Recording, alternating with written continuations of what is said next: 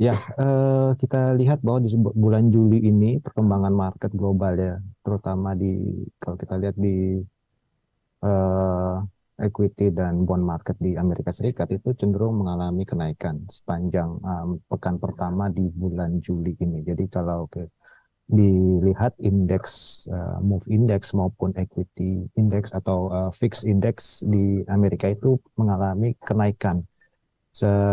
Month to date itu sudah masing-masing naik sebesar 20 hampir 22% dan 16% ya. Jadi memang volatilitasnya sepertinya ini menunjukkan tren peningkatan dalam beberapa waktu ke depan dan sepanjang bulan Juli ini kita perkirakan akan terjadi volatilitas yang lebih tinggi dibandingkan dengan di bulan Juni ya. Jadi yang paling menjadi yang faktor yang paling berpengaruh adalah terjadinya atau akan eh, perkembangan dari kebijakan moneter terutama di negara-negara maju ya di bulan Juli ini. Itu kemungkinan masih hampir dipastikan masih akan mengalami kenaikan terutama untuk the Fed ya di meeting bulan Juli ini. Ini disebabkan oleh eh, data ketenaga kerjaan kemarin yang meskipun lebih rendah dibandingkan dengan ekspektasi, tapi um, kecenderungan angkanya masih cukup tinggi dan bagi The Fed ini memberi semacam apa namanya lampu hijau ya bahwa Juli ini akan naik dan sepertinya sesuai dengan yang diekspektasikan oleh The Fed di bulan September kemungkinan juga masih akan naik mengingat perkembangan data ketenaga kerjaan Amerika yang masih tergolong cukup kuat ya. Next. Jadi ya berdasarkan perkembangan dari CME Group ya yang menunjukkan probabilitas ya persepsi pasar mengenai kemungkinan kenaikan di bulan Juli itu sudah di atas 92% ya dan kalau market berpendapat bahwa kemungkinan The Fed hanya menaikkan sekali lagi di bulan Juli dan akan ditahan di level 5,5% sampai dengan akhir tahun.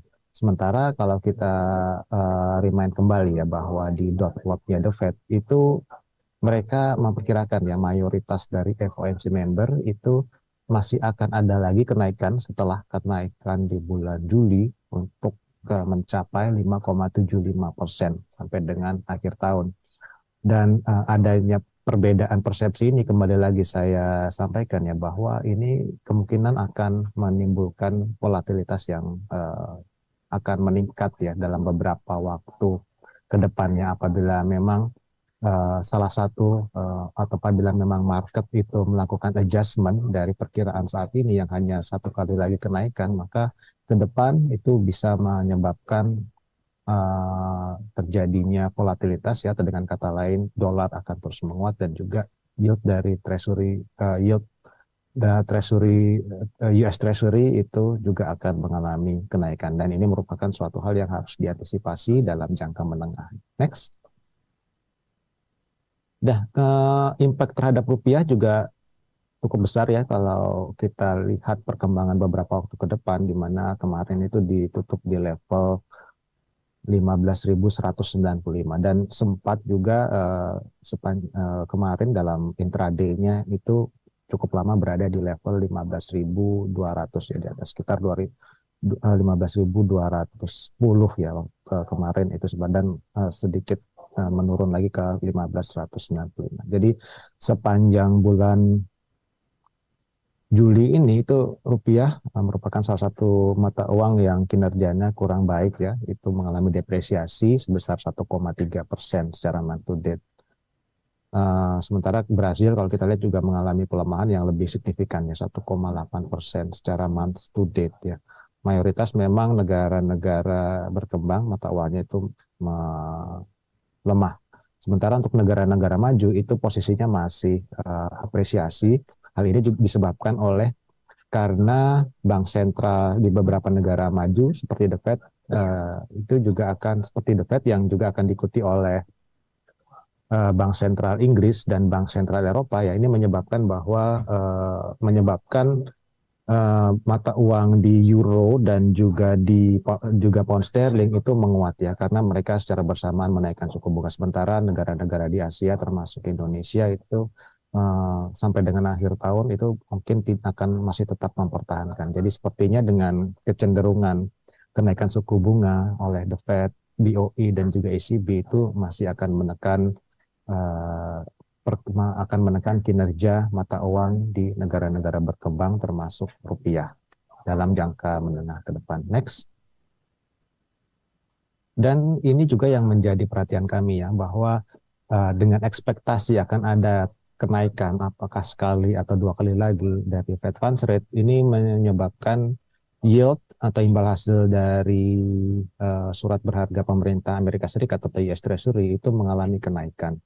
Dan saat ini yield untuk yang 2 year US Treasury itu berada di level 4,86 ya, kembali menyebabkan terjadinya inverted yield yang lebih dalam lagi ya. Sementara untuk 10 year itu untuk pertama kalinya mencapai level 4% sejak bulan Maret. Jadi trennya itu baik yang 10 year maupun yang 2 year itu naik. Terutama sebenarnya yang lebih signifikan kenaikannya itu adalah 2 year yang memang lebih sensitif terhadap persepsi akan kenaikan suku bunga ke depan. Dan kalau kita lihat memang spreadnya dengan surat berharga negara yang bertenor 2 tahun itu terus menurun ya. Meskipun memang uh, yield untuk yang 2 year itu juga naik, namun memang kenaikannya tidak secepat kenaikan US Treasury. Dan memang ini yang menjadi perhatian besar dari Bank Indonesia ya, karena mereka berusaha untuk menjaga agar spreadnya ini masih tetap atraktif ya dengan perkembangan market ke depan yang masih cukup volatile, dan dengan kemungkinan ke depan yang kita perkirakan masih besar kemungkinan untuk US Treasury naik ya, sehingga potensi volatilitas baik di pasar obligasi maupun di nilai tukar itu akan cenderung lebih tinggi. Next. Nah, dan kita lihat ya bahwa memang tekanan terhadap rupiah meskipun cukup besar tapi masih bisa relatif bertahan tidak terlalu dalam ya, masih di level 15.100, 15.200. Sementara kalau kita ingat di tahun 2022 lalu itu rupiah itu sempat melemah ke kisaran 15.500 dan 15.600, dan kemungkinan hal ini masih akan terus dijaga ya, terlihat dari penurunan cadangan devisa yang dialami ya oleh yang terjadi penurunan cukup signifikan ya dalam 3 bulan terakhir itu.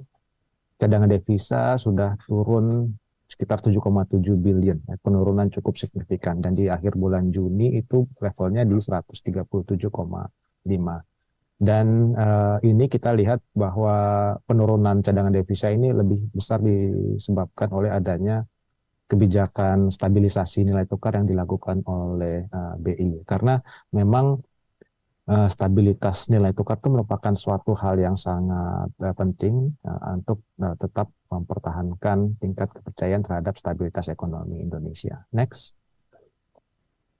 Ya, jadi meskipun kalau kita lihat ya dengan perkembangan market yang kedepannya masih sangat penuh dengan ketidakpastian dan potensi volatilitasnya itu masih cukup besar, kita perkirakan kemungkinan Bank Indonesia masih akan tetap mempertahankan suku bunga di 5,75% sampai dengan akhir tahun 2023 ini, apalagi dengan besarnya probabilitas The Fed itu bisa mencapai level yang sama atau 5,75% ya, sehingga ke depan potensi tekanan terhadap rupiah masih cukup tinggi.